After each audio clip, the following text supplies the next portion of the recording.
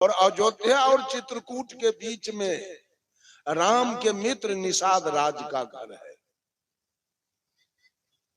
जब राम श्रृंगवेरपुर पास कर रहे थे तो निषाद राज दरवाजे से खड़ा होकर देख रहा था, मेरा मित्र इधर कहाँ जा रहा है। सामने जब राम जी आए तो निषाद राज पैर छू के प्रणाम किया, कहा मित्र इधर कहाँ जा रहे हो। निषाद राज ने कहा मित्र आपको मालूम नहीं है 14 बरस का सजाए मुझे हुआ है, मैं जा रहा हूं सजाए भुगतने चित्रकूट।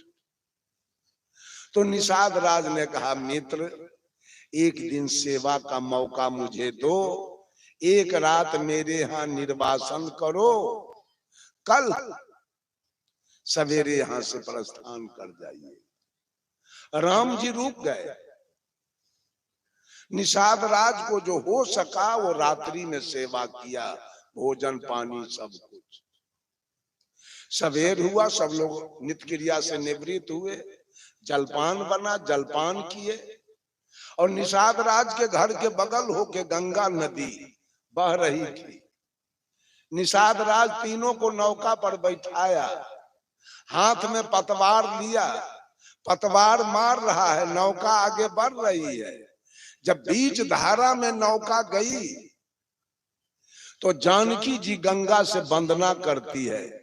यह वाल्मीकि रामायण का श्लोक है। सुराघट सहस्त्रेन मांस भूतो धनेन च यक्षेत्वांग प्रियतांग देवी पुरी पुनरुपागता। जानकी जी गंगा से कहती है, हे देवी मेरे पति आपको सकुशल पार करके जब चले जाएंगे चित्रकूट और 14 बरस वनवास बिताने के बाद फिर वापसी में सकुशल आपको पार करके अयोध्यापुरी लौट जाएंगे। देवी इस खुशहाली में मैं हजारों गाय दान करूंगी, सुवर्ण दान करूंगी, सोना, 1000 घड़ा शराब, मांस और भात से मैं तुम्हारी पूजा कर दूंगी। है किसी के पास वाल्मीकि रामायण? कोई रामानंदी नहीं रखेगा वाल्मीकि रामायण, किसी के पास नहीं होगा। जब राम जी चित्रकूट पहुंच गए तो लखनलाल जी से कहा, हे सुमित्रा नंदन यहाँ कोई 1-2 रोज नहीं रहना है, यहाँ तो 14 बरस बिताना है। कभी धूप है, कभी ठंडा है, कभी जाड़ा है, कभी गर्मी है, कभी बरसात है, कभी रात है, कभी दिन है। तो खुले आसमान में 14 बरस कैसे रहेंगे। कहा तो भैया क्या करें, कहा एक पर्णशाला बनाओ, कुटिया। लखनलाल जी औजार लिए जंगल से लकड़ी काट कर एक कुटिया का निर्माण किए। कहा भैया कुटिया तैयार हो गया। तो राम जी ने कहा मैं बिना गृह देवता के पूजा किए उसमें प्रवेश नहीं करूंगा। कहा तो क्या करें, कहा एक चितकबरा हिरन मार के लाओ। तो लखनलाल जी गए, चितकबरा हिरन मार के लाए। कहा भैया हिरन आ गया, कहा उसको आग में पकाओ। आग में रख के मांस को पकाया गया। उस मांस से राम जी ने गृह देवता का पूजा किया, मांस का प्रसाद बटाया, तब गृह प्रवेश कर।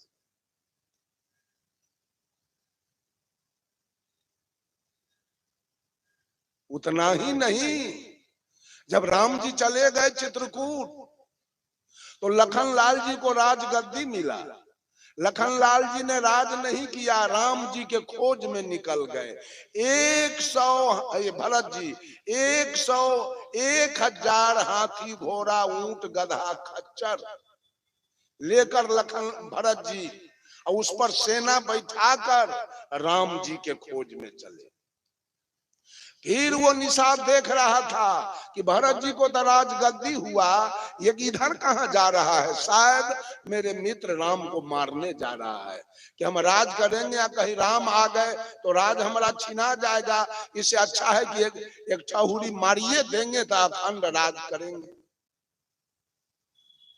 निषाद राज ने कहा भरत जी इधर कहाँ जा रहे हो, आपको तो राजगद्दी मिला, राज करना चाहिए। कहा निषाद राज, ये गलती मेरी माँ केकई ने किया कि भैया को वनवास करा दिया। मैं तो भैया को वापस लाने जाता हूं, भैया राज करेंगे, हम नहीं करेंगे। कहा तो एक रात मेरे यहाँ रहो। लखन लाल जी एक रात निषाद राज के यहाँ बिताए। कल होके वहां से चले। आगे भारद्वाज मुनि का आश्रम है। भारद्वाज मुनि के आश्रम से 2 किलोमीटर पहले भरत जी ने सारे सेना को रोक दिया, सारे जानवर को, सवारी को रोक दिया। उससे पूछा हम लोगों को क्यों रोक रहे हो?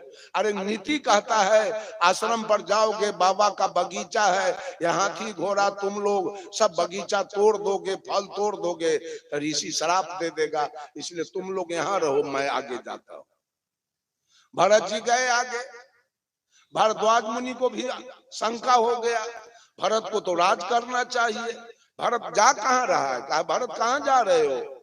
कहा ऋषिवर ये गलती मेरी माँ ने की है केकई, भैया को वनवास कराया, मैं तो भैया को वापस लाने जा रहा हूँ, भैया राज करेगा, मैं नहीं करूंगा। कहा तो एक रात मेरे यहाँ रहो। कहा कि ठीक है मैं रहूंगा, लेकिन जाता हूं मैं सेना को और सवारी को ले आने। कहा उसको कहाँ छोड़ दिए हो? कहा नीति के अनुसार 2 किलोमीटर आगे छोड़ दिया हो। कहा जाओ लाओ। सारी सेना और सारी सवारी आई।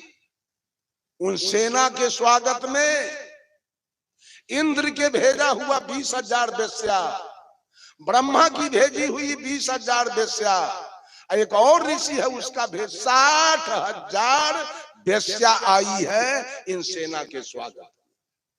लाइए वाल्मीकि रामायण है किसी के पास? वेश्या का नाम खोला हुआ है, हेमा, सोमा, अलम्बुसा, मिश्रकेशी, ऐसा करके वेश्या सबका नाम खोला हुआ है। बड़ी बड़ी आंख वाली सुंदर सुंदर वेश्या, एक एक सेना को 10-10 वो वेश्या अपटन लगा के, तेल लगा के, साबुन लगा के स्नान करा रही है, अचरा से देह पोंछ रही है। भारद्वाज मुनि के आश्रम पर तीतर, बटेर, मुर्गा, कबूतर के मांस ढेर के ढेर विद्यमान है। उत्तम शराब, साधारण शराब की नदी बह रही है। वेश्या सारे सेना को मांस देती है खाने के लिए, दारू ढार ढार के देती है पीने के लिए। जितना खाना है उतना खाओ, जितना पीना है उतना पियो। सब पी पी के मदमस्त हो गया सेना। अब भरत जी गए कहने कि अब चलो चित्रकूट। कहा हम न अब चित्रकूट जाएंगे न हम अयोध्या जाएंगे, ऐसा स्वागत ऐसा सुख हमको कहाँ मिलने वाला है। सेना सब जवाब दे दिया भरत, हम नहीं जाएंगे।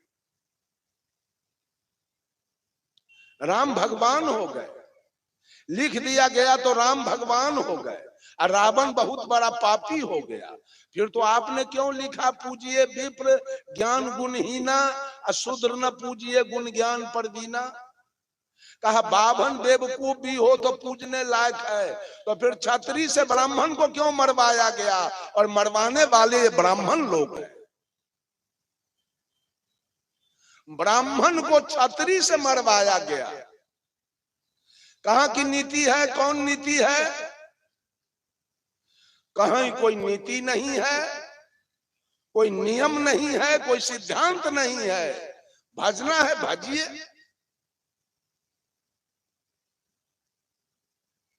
जब लखनलाल जी, जब रावण को तीर लग गया, रावण गिर गया,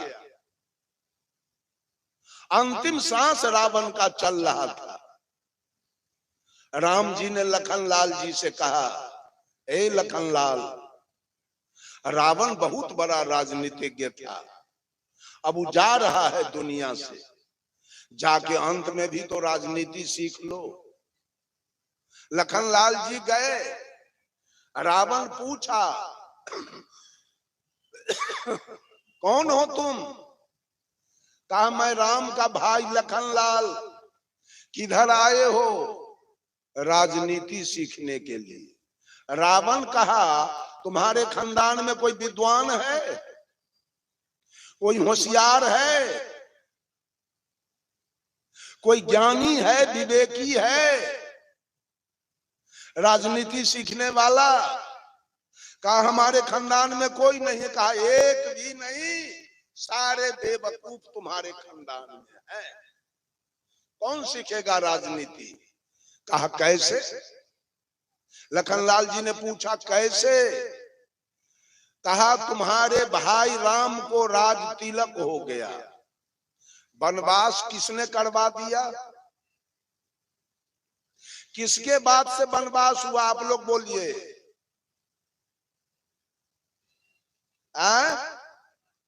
केकई के बाद से।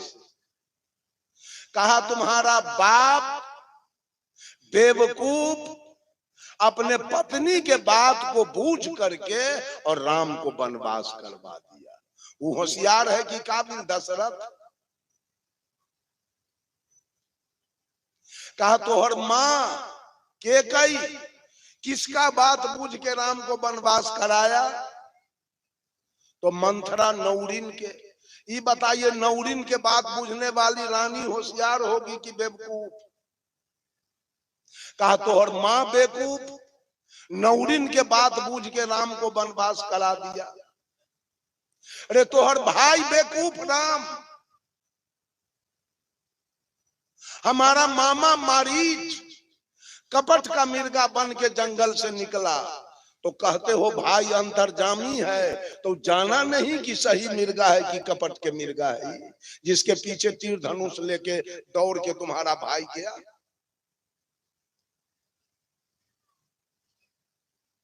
तू होशियार है, जब दूर गया हमारा मामा तो वहां से आवाज लगाया दौड़ो लक्ष्मण बचाओ, तो तू पहचाना नहीं कि भैया बोल रहे हैं कि कोई दूसरा? जो जानकी को छोड़ के तू दौड़ गया, एक नंबर के बेवकूफ तो तू है रे। अरे तोहर भाभी होशियार है जानकी, जब तू अग्निबाण से घेर के गया तो निकली क्यों जो हम लेके चले गए? इस सब में होशियार कौन है? रामा रामा हरे हरे करत न रहू जिंदगी भर, कुछो न मिले वाला है। रामा रामा हरे हरे करते रहिए जिंदगी भर। साहब कबीर कहते हैं बीजक से,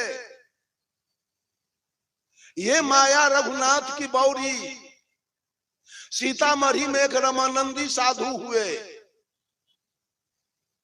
रामानंदी साधु कभी मूर्ति का पूजा उन्होंने नहीं किया, नाम था उनका नारायण बाबा, जादव कुल के थे। आज उनका अयोध्या में 25 एकड़ में उनका मठ का चार दीवारी है, वृंदावन में 50 एकड़ में है, मथुरा में उनका मठ है, और सीतामढ़ी के उनके नाम से लालू जी ने स्टेशन खुलवाया, तपस्वी नारायण हॉल्ट, जो सीतामढ़ी से पश्चिम है। उसके बगल में उनका मठ है रंजीतपुर, बगही गांव का नाम है।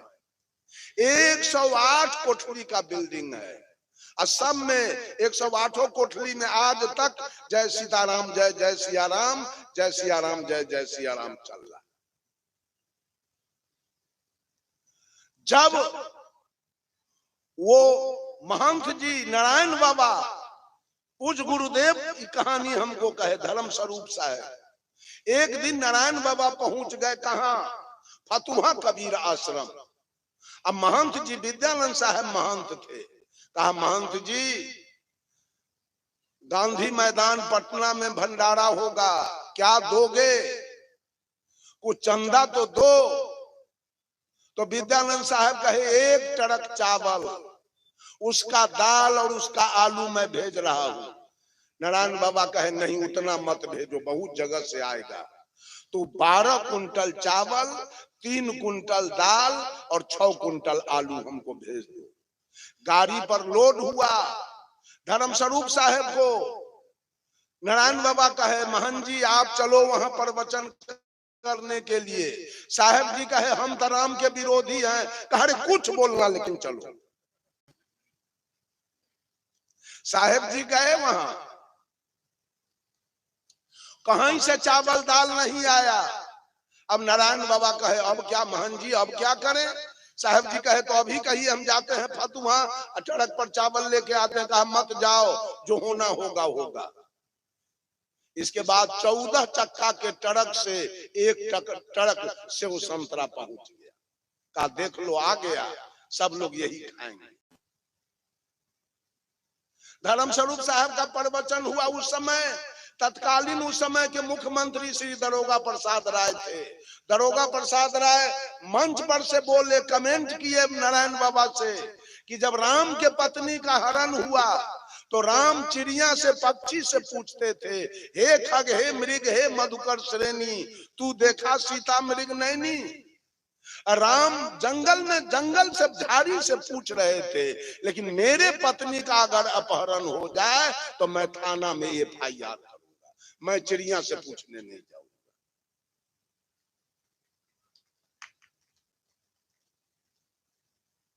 बंधुओं, भगवान बना दिए गए, सब लोग भगवान मान लिए, जो जो कह दे बस मान लीजिए। ये मंच मान लीजिए वाला नहीं है, ये मंच है जान लीजिए। और मैं कहता हूं मेरे बातों पर भी विश्वास मत कीजिए, हम बहुत बड़ा पंडा नहीं है। मेरे बातों को जानिए, मानिए कोई आदमी।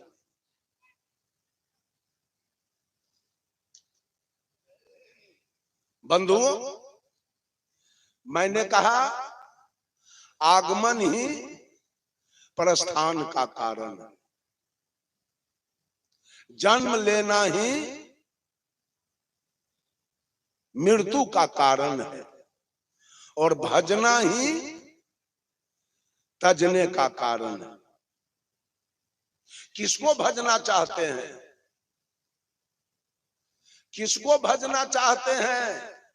राम को भजना चाहते हैं। देवताओं की परिकल्पना 56 करोड़ है, एक राम को भजते हैं आप।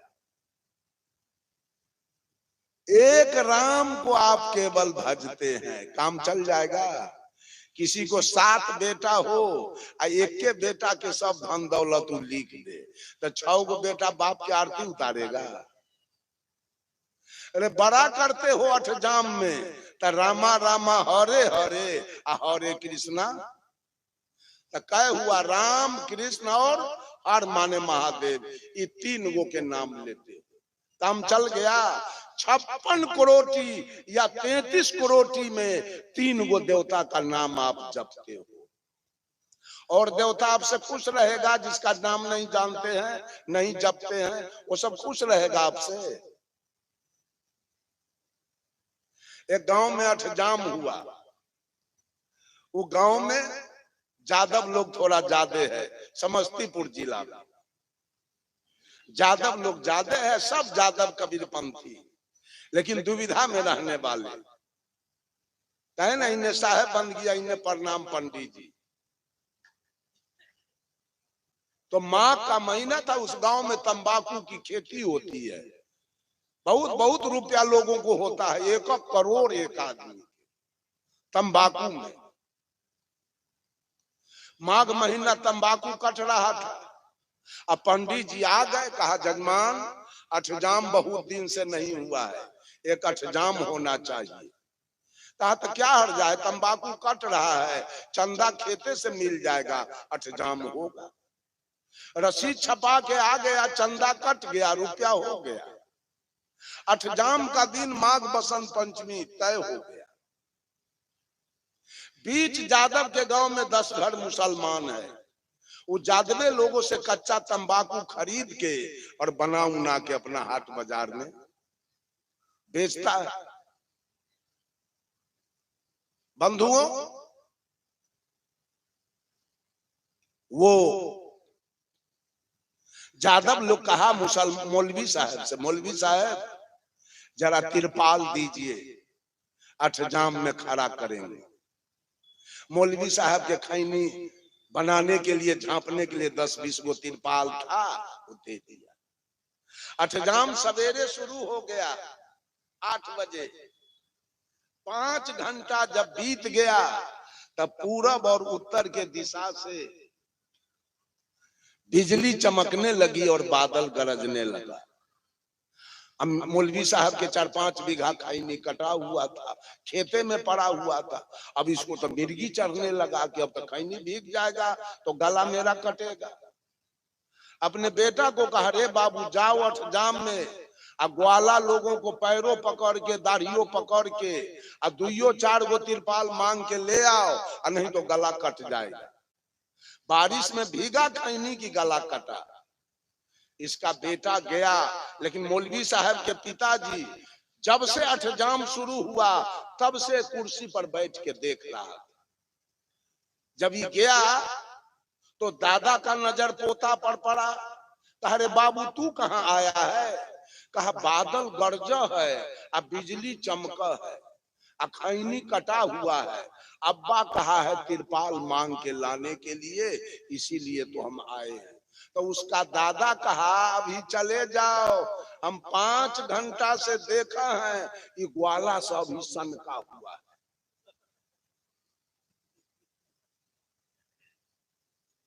ये ग्वाला सब ही सनका हुआ है, हम 5 घंटा से देखा है।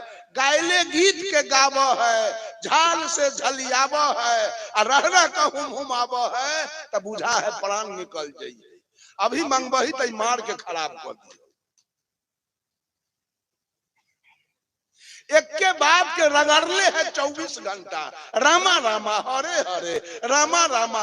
हमको कहिए ना, जो कल जो बोले प्रवचन सो आज बोलिए, हमारा नाना से नहीं, हम नहीं बोल सकते। बोलल बात तो हम बोलिए नहीं सकते हैं कभी भी। 15 दिन हमको रखिएगा अपने दरवाजे पर, तो हम बोलल प्रवचन दोबारा नहीं करें। हमको अपने शर्म लगता है बोलल बात बोलने में। एक के बाद के रगड़ले है। 3 गो देवता के भजने से काम चल गया, अब बहुत देवता बाकी रह गया। तो मरिएगा तो राम 2-4 नदी आपको पार करेंगे, कृष्ण 2-4 नदी पार करेंगे, भोला बाबा 2-4 नदी पार कर देंगे। अब 5वां नदी पर कहीं रावण मिल गया तो सारा मिर्गी उतार देगा वो। तो सतलोक जाइएगा और बैकुंठ, जिसका नाम नहीं जपे से खुश रहेगा आपसे। मान लिया कि राम का मंदिर आपने दरवाजे पर बना लिया, कृष्ण का मंदिर तो नहीं बनाया, तो कृष्ण आपसे खुश क्यों रहेंगे? कृष्ण आपको स्वर्ग क्यों जाने देना चाहेंगे? राम जाने भी देना चाहेंगे तो कृष्ण आगे ढाठ गाड़ देगा, हम नहीं जाने देंगे। माना कि कृष्ण का मंदिर आपने बना लिया, हनुमान का मंदिर तो नहीं बनाया। हनुमान का मंदिर बनाया, भोला बाबा के मंदिर तो नहीं बनाया। भोला का मंदिर बनाया, विष्णु का मंदिर तो नहीं बनाया। विष्णु का मंदिर बनाया, दुर्गा का मंदिर तो नहीं बनाया। क्या बना रहे हो? किसको भज रहे हो? एक भी आदमी भजन करने वाला नहीं है। सारा कबीर साहब ने कहा, कबीर यह जग जलते देखा, अपनी अपनी आग, ऐसा कोई ना मिला जा सो रही है लाग। सारी सृष्टि जल रही है, कोई काम के आग में, कोई क्रोध के आग में, कोई लोभ के आग में, कोई मोह के आग में, कोई तृष्णा के आग में, सारी सृष्टि जल रही है। कबीर साहब का ऐसा कोई शीतल व्यक्ति नहीं मिला जिसमें राग द्वेष न हो और उसके समक्ष जाकर शीतलता प्राप्त किया जाए, वैसा व्यक्ति नहीं मिला। सब A to Z जल रहा है। अभी आपका छठ हुआ है, खूब खुशी मनाए हैं, खूब खुशी मनाए। कै गो मियाँ छठ किया? कै ठो सिख के पत्नी छठ किया, कै ठो ईसाई के पत्नी छठ किया, और वो ईद किया तो आपकी पत्नी ईद किया, नमाज अदा किया। तो भगवान हिंदू है कि मुसलमान, सिख है कि ईसाई, वो मंदिर में रहता है कि मस्जिद में, गिरजा में रहता है कि गुरुद्वारा में, वेद बढ़िया है कि कुरान, कि बाइबिल बढ़िया है कि गुरु ग्रंथ, मंदिर बढ़िया है कि मस्जिद, गिरजा बढ़िया है कि गुरुद्वारा, कौन? किसका भजन किया जाए और तजा किसको जाए? ये सारा सदगुरु कबीर ने कहा, पक्षा पक्षी के कारण सब जग रहा भुलान, निरपक्ष होके जो भजे सो ही संत। सारे लोग, हम तो कहते हैं कबीरपंथी के साधु सब पक्षपाती है, मंच पर राम का बड़ाई बतियाता है और कृष्ण का बड़ाई बतियाता है। इसका मतलब आप हिंदू हैं, आप हिंदू की बात करते हैं, आप कबीरपंथी हो नहीं सकते। जो टीकी रखा है वो कबीरपंथी नहीं है, जो जनेऊ रखा है वो कबीरपंथी नहीं है, जो भोला बाबा वाला बद्धी और छठ वाला बद्धी पहना है वो कबीरपंथी नहीं है।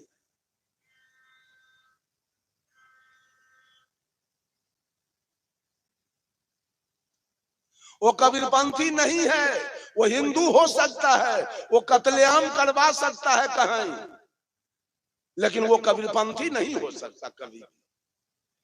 जनेऊ रखने वाला और टीकी रखने वाला। टीकी कहां से आया? जिस दिन आप जन्म लिए थे आप हिंदू थे, मुसलमान थे, सिख थे कि ईसाई थे?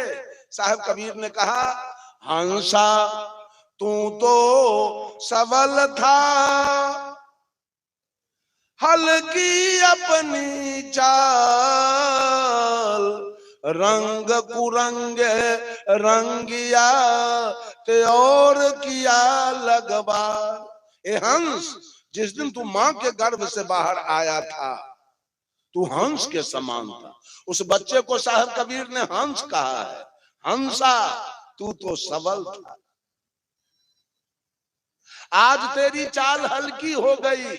उस दिन तुम्हारे अंदर कोई जातीयता की भावना नहीं थी, कोई सांप्रदायिकता की भावना नहीं थी, कोई ऊंच नीच की भावना नहीं थी, कोई छुआछूत की भावना नहीं थी, कोई अवर्ण सवर्ण की भावना नहीं थी, कोई नीच ऊंच की भावना नहीं थी, कोई गोरा काला की भावना नहीं थी। उस दिन तू चोर उचक्का बेईमान दलाल घुसखोर भी नहीं थे। उस दिन तू मांस मछली तारी दारू गांजा भांग बीड़ी सिगरेट भी नहीं खा पी रहे थे। उस दिन तुमको भगवान का भी जरूरी नहीं था, उस दिन तुमको मंदिर मस्जिद का भी जरूरी नहीं था। लेकिन आज तेरा रंग बिगड़ गया, इसलिए तुम मंदिर खोज रहे हो।